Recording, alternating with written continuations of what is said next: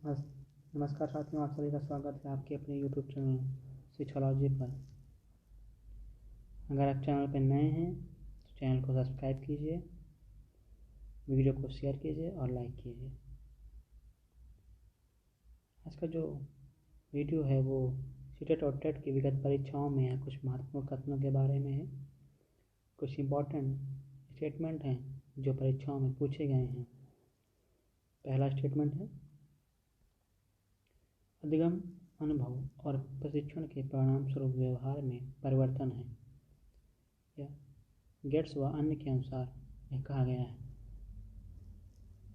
अगला कथन है, विकास के परिणाम स्वरूप नवीन विशेषताएं और नवीन योग्यताएं प्रकट होती हैं।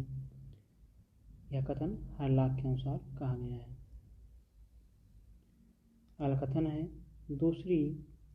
किसी दूसरी वस्तु की अपेक्षा एक वस्तु पर चेतना का केंद्रीकरण अवधान है। यह कथन डम्बिल महोदय के द्वारा कहा गया है। अगला कथन है, सृजनात्मकता मौलिक परिणामों को अभिव्यक्त करने की मानसिक प्रक्रिया है। यह कथन प्रो एंड क्रू के द्वारा कहा गया है। अगला कथन है,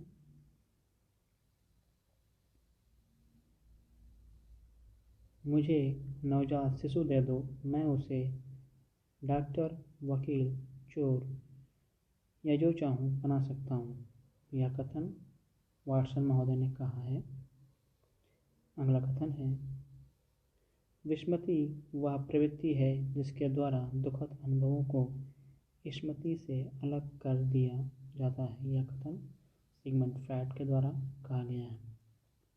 अगला कथन है, चिंतन संज्ञानात्मक पक्ष में एक मानसिक क्रिया है। यह कथन है रास के अनुसार कहा गया है।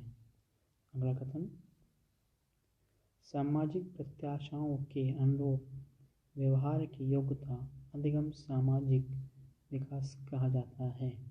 यह कथन हरलाख ने कहा है। अगला कथन है, संवेग व्यक्ति की उत्तेजित दशा है। यह कथन वुडवर्थ महोदय ने कहा है।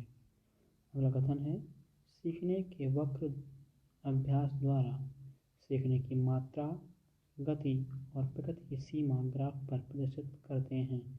यह कथन रास महोदय के द्वारा कहा गया है। अगला कथन है, किशोरावस्था बड़े संघर्ष, तनाव, हमला व विरोध की अवस्था है। यह कथन स्टेनेहाल के द्वारा कहा गया है। अगला कथन है, सीखने का पठार सीखने की प्रक्रिया के मुख्य अवलक्षण हैं जो उस स्थिति को प्रकट करते हैं जिसमें सीखने की प्रक्रिया में कोई उन्नति नहीं होती। यह कथन रास महोदय के द्वारा कहा गया है। अगला कथन, व्यवहार के कारण व्यवहार में परिवर्तन ही अधिगम है। यह कथन गिलफोर्ड महोदय के द्वारा कहा गया है। अगला कथन, विकास की बाल्यावस्था को सामयिकात्मक विकास का अनोखा काल है। यह कथन कॉल एवं ब्रूस के द्वारा कहा गया है। अगला कथन, कुछ अन्य महत्वपूर्ण कथन हैं जिनकी हम चर्चा करेंगे। इसमें से पहला कथन, अवप्रेरणा की व्याख्या जन्मजात मूल प्रवृत्तियों के आधार पर की जा सकती है। यह कथन मैकडूगल महोदय के द्वारा कहा गया है। अगला कथन, शैशवावस्था को सीखने का आदर्श काल कहा जाता है। यह कथन वैलेंटाइन द्वारा कहा गया है। अगला कथन है, मनुष्य को जो कुछ बनना होता है प्रारंभ के 4-5 वर्षों में बन जाता है। यह कथन सिगमंड फ्रायड द्वारा कहा गया है। बात करते हैं अगले कथन की। अगला कथन है, 5 वर्ष की अवस्था शरीर व मस्तिष्क के लिए बड़ी ग्रहणशील रहती है। यह कथन जेन न्यूमैन के द्वारा कहा गया है। अगला कथन, 20वीं शताब्दी बालकों की शताब्दी है। यह कथन प्रो एंड क्रू के द्वारा कहा गया है। अगला कथन, शैशवावस्था द्वारा जीवन का पूरा क्रम निश्चित होता है। यह कथन एडलर महोदय के द्वारा कहा गया है। अगला कथन, सीखना व्यवहार में उत्तरोत्तर सामंजस्य की प्रक्रिया है। यह कथन स्किनर महोदय के द्वारा कहा गया है। बात करते हैं अगले कथन की। अगला कथन है नवीन ज्ञान और नवीन प्रतिक्रियाओं को प्राप्त करने की प्रक्रिया है। यह कथन वुडवर्थ जी ने कहा है। अगला कथन है सीखना आदतों, ज्ञान और अभिव्यक्तियों का अर्जन है। यह कथन को एंड क्रो के द्वारा कहा गया है। अगला कथन है सीखना अनुभव और प्रशिक्षण द्वारा व्यवहार में परिवर्तन है। यह कथन गेट्स व अन्य के द्वारा कहा गया है। अगला कथन बच्चे